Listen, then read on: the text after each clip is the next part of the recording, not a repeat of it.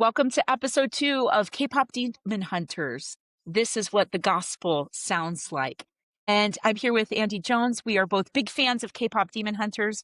We're both Lutheran theologians, and we are here to unpack some of the ideas that are in K-pop Demon Hunters, why a Christian might enjoy this movie, and some theological things to think about it. So I'm with Andy. My name is Sarah Crowder. I teach high school in Las Vegas. Andy, you want to introduce yourself?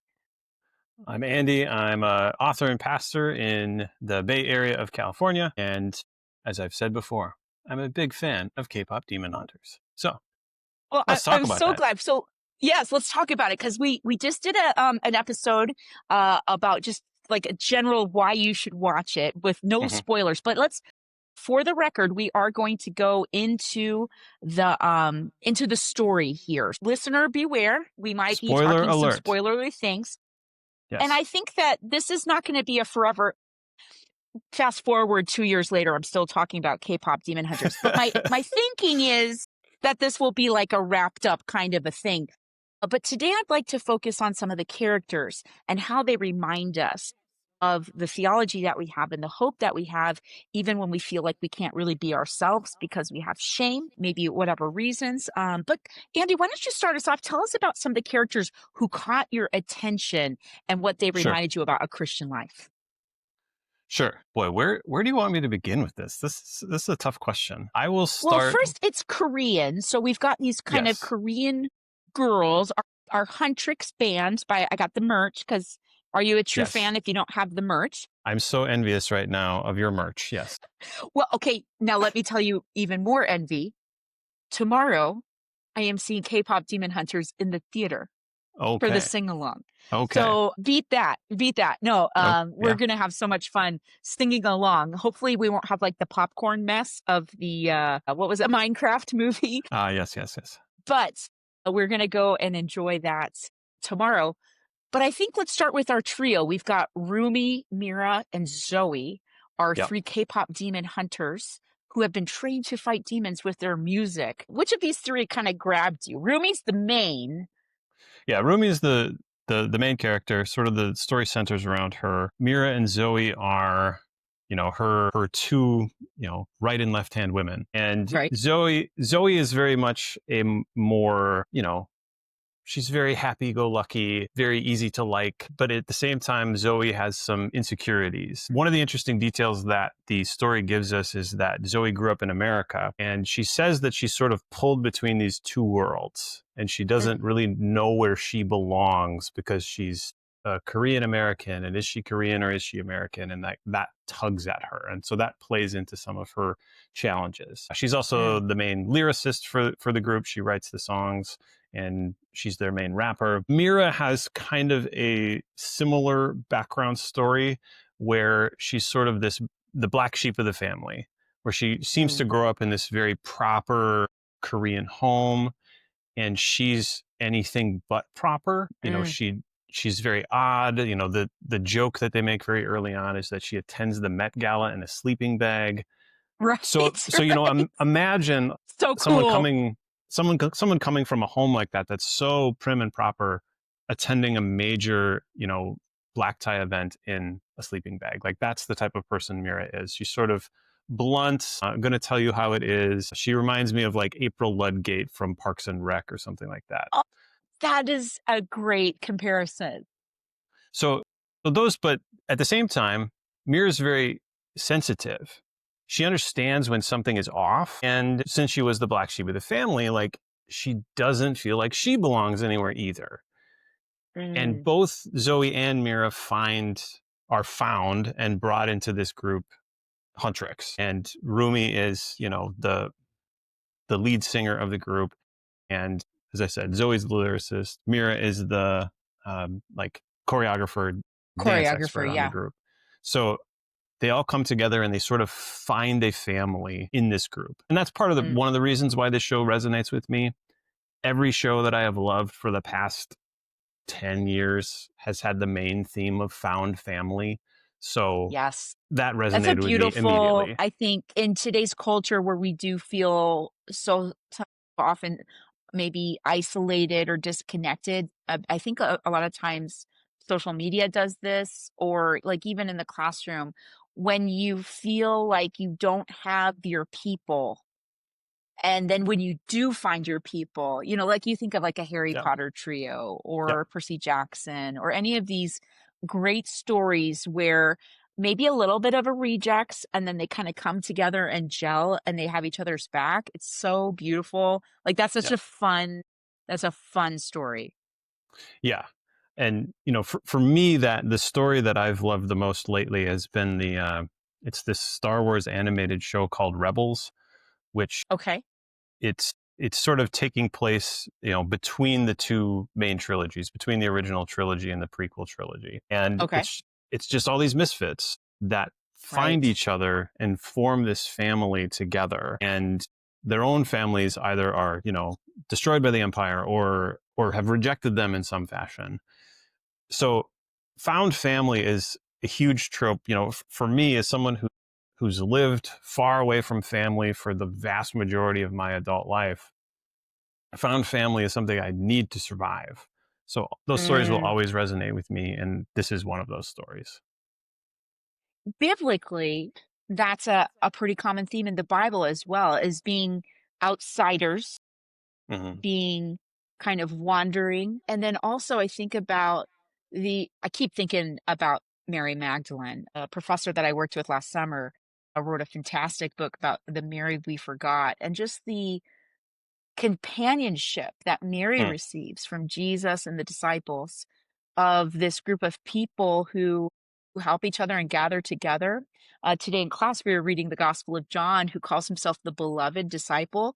And Hmm. I love how John, when he's writing the epistles, it's always these dear children. Like there's this Yeah. very familial kind of closeness that you get in scripture where you're invited into this close relationship with people who aren't your family, but we call each other brothers and sisters, right? There's even some fun like Roman writings from the first century where they're like, this is fine.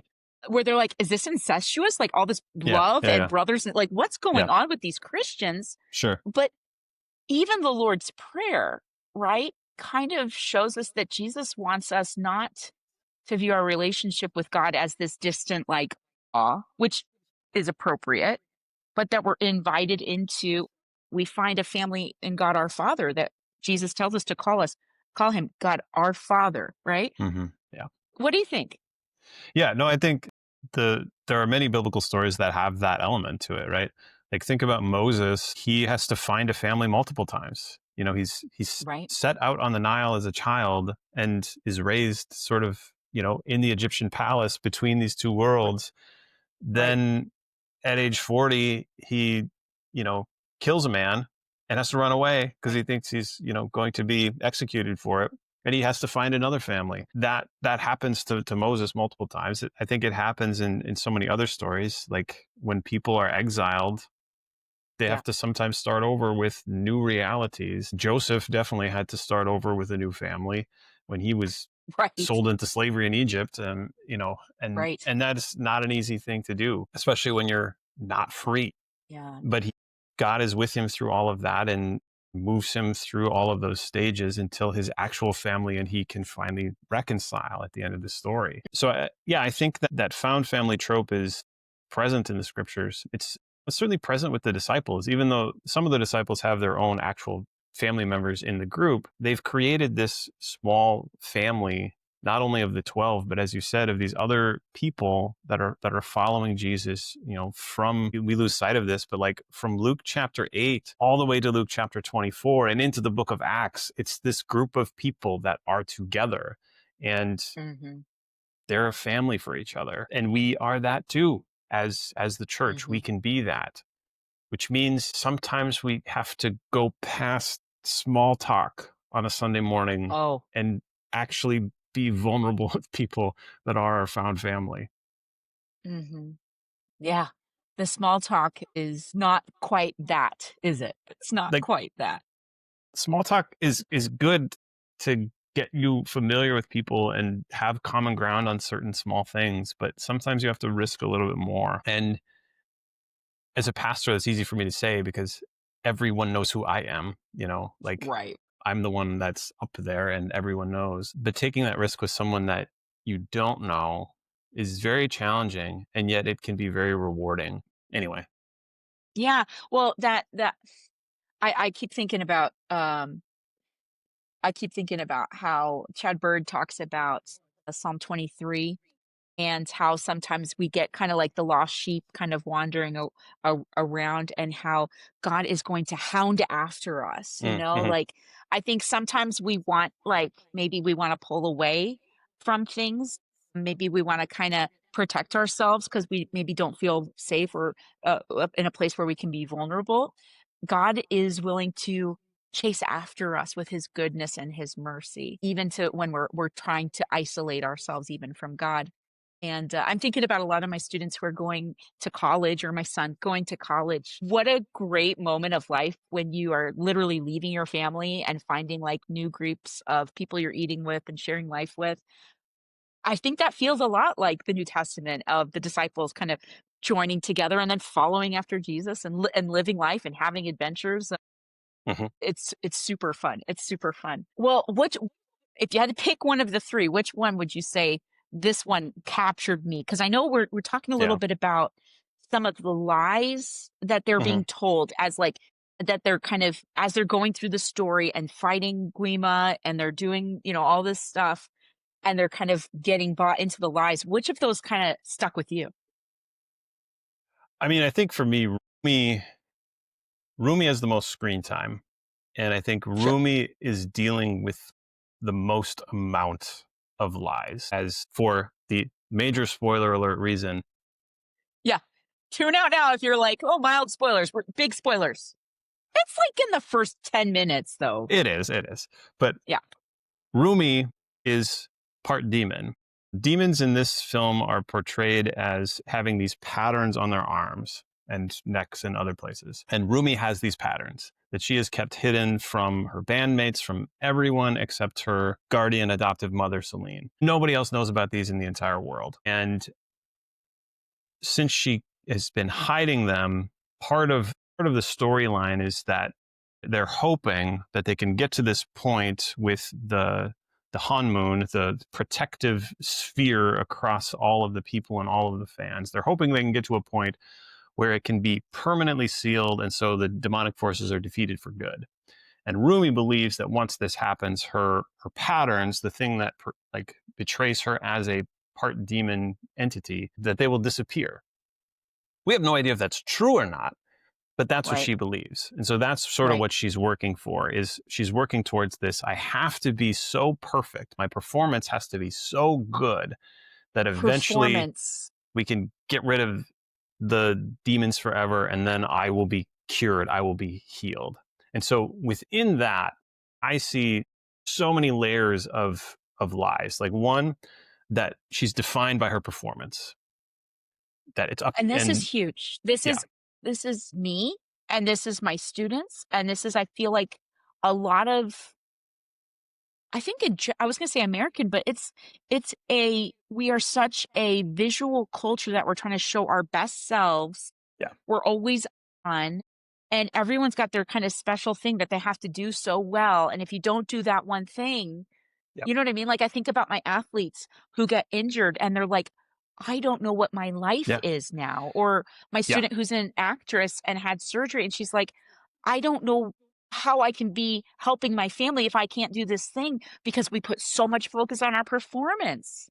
It's yeah. When so unhealthy. And you see the unhealthiness in the movie. you do, and I think what that is in our lives, and this is in both Eastern and Western cultures. Like, when you invest too much of your identity into that thing, whatever it is, whatever you have to perform perfectly at, when that thing is inevitably taken away, you lose who you are. You have an identity crisis. And that's what happens to Mhm. Rumi in the film. There's a point at which the patterns are reaching her voice box, and she begins to be unable to sing. The one thing that Oh, she has had is her voice, and she begins to lose it. And she is just unmoored by this. She begins to right. lose her identity. If I can't do this, if I can't be this person who sings the darkness away, then who even am I? And that resonates so much with me as a person who is, constantly checking things like how many likes did that Instagram post get? Or how many books did I sell this week? Or fill in the blank. I'm constantly looking at these numbers to define my performance. And there's a side character, Bobby, who's doing this with social media stuff all the time, right? Yeah. So it's present in the film, and it's something has so much overlap in our lives, in the lives of adults, kids, teens, anywhere in between. Performance is a massive, massive thing that we invest our identity in. But I Yeah, think it's a go ahead. huge lie. It's a huge lie that I want to say is almost idolatry when we are focusing all our energy on ourselves. Yep. And me. It's all about me and my identity being tied to what I do and not who I am apart from what I do. And I think that I don't know if that was too bold to say, but I do think that we are so tempted to always be looking at ourselves and how we are portraying ourselves and how much energy we put on our performances. It's not healthy. And I think we sometimes need more couch in our lives and just to Yeah. rest and to Yeah. recover. For I sure. think For sure.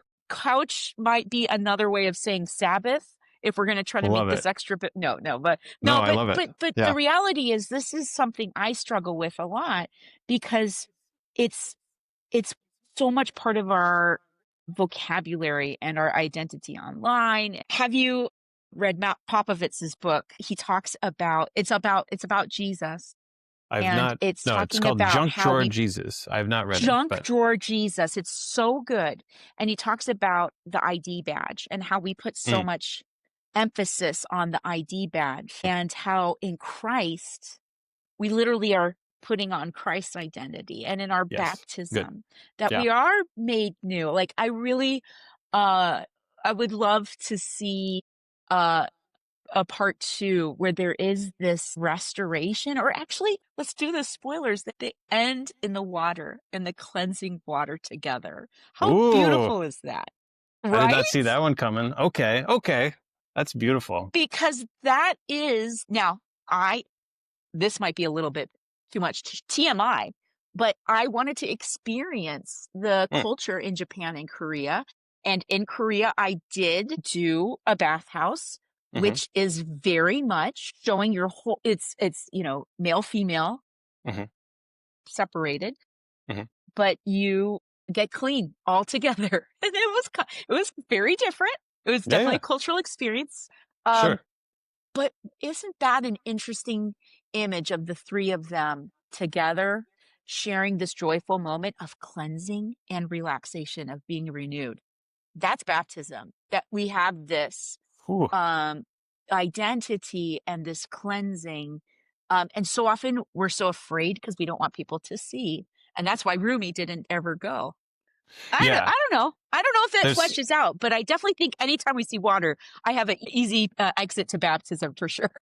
that was a lot, and it was so good. I'm gonna have to sit on that for a while. The other thing that reminded me of, though, is throughout the film, throughout this trio's life, they keep inviting Rumi to the bathhouse, and she keeps refusing to go. Yes.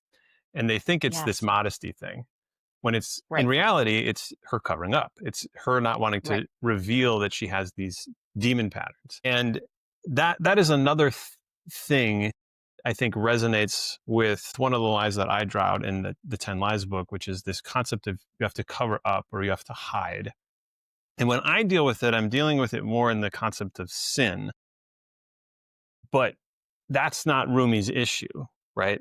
She's not done anything wrong to have these patterns. It's something that she Right. inherited from her mysterious birth, which I'm really hoping we get a prequel about that eventually, the origin story We of should Rumi. do a short discourse on Sure. conspiracy theories or fan theories of Rumi's parents. But That sounds like keep fun. going on this train of thought. So all that to say, when Adam and Eve fall into sin in the Garden of Eden, the first thing that they do is they hide, right? Right. They cover up, they hide, And then they try to sort of assign blame everywhere else but themselves as best they can. Right. Right. And I think, when it comes to sin, we do that. I can remember as a kid, I've probably told this story so many times on other podcasts, but I can remember as a kid, my brother and I Never on playing. a K-pop Demon Hunters podcast, That's true. So My brother and I were playing baseball in the house, which, you're not supposed to do. And, one of us threw the baseball and it hit one of our closet doors and it stuck there and made this big hole. And so we take out the baseball and, of course, we cover it up.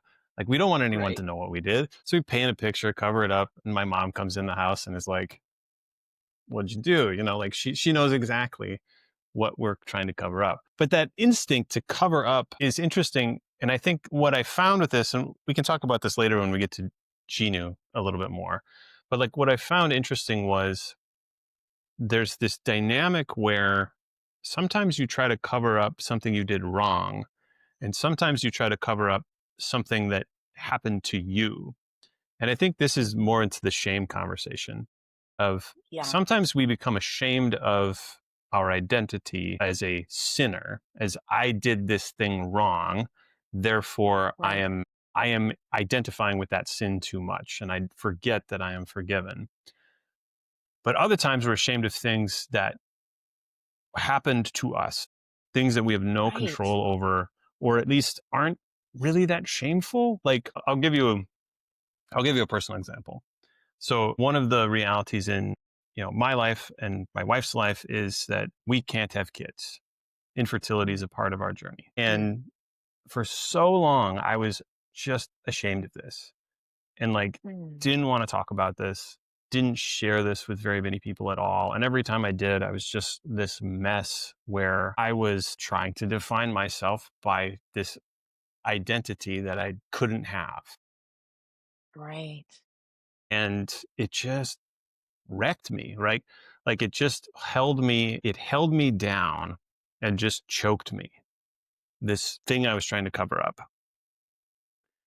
And I think what the film does so well is that it reminds us that uncovering the truth, telling the truth, sharing the jagged edges of who you are, whether that's confessing a sin or that's just saying, hey, I'm experiencing this thing happened to me and I'm really struggling with it. Letting all of that come to the light is the way forward. It's the thing that heals the group.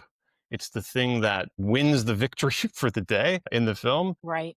It's the way that we are met with forgiveness. I think my favorite line in the entire film is in the last song where Mira sings the line, I should have let the jagged edges meet the light instead. Like, yes, that is just, whether that jagged edge is something that needs forgiveness or that jagged edge is just something that needs someone to care about you about. Let the jagged edges meet the light. Let them meet the light of the world, Jesus. Let them come up and be exposed and trust that there will be someone to catch you. And let me be that person that catches you. That's who I want to be as a pastor, as a person. Whatever that jagged edge is, let me be there I'll be your harmony, as they say. Right. Which implies we're doing this together and we're creating a place where we're sharing this together and being honest and speaking about what is true. It kind of reminds me of how Luther talks about a theologian of a cross versus the theologian of glory, because I think a lot of American Christianity would look at someone's struggle, not a sin they've committed, but just a struggle or a shame that they're carrying, and saying, well, if you had faith, you would be, God would bring glory into this and it will work out and you will be healthy, wealthy, and wise if you will just have faith. That's not the way the Bible talks about the Christian life. A theologian of the cross calls a thing what it is and says, we are in a broken world with broken people, with jagged edges. We don't have to hide these things. God knows this brokenness in us and he desires to restore. this brokenness. I think I love how they show that in the movie with how the three of them, they've been kind of divided and they've been lied to, and they listen to the lies. And the lie that we're hearing today is, if you have enough faith, everything will be good for you. That's Yep. not a biblical truth. No, That is right. because what it does is it says if anything ever goes wrong in your life, it's your own fault. And that's just preposterous, right? Like, Yes. and this is something that's been said to me in different ways about fertility stuff, like that there is something wrong with me because of my lack of faith or something along those lines. Like I'm not praying hard enough or trusting hard enough or whatever it is. And that's just nonsense.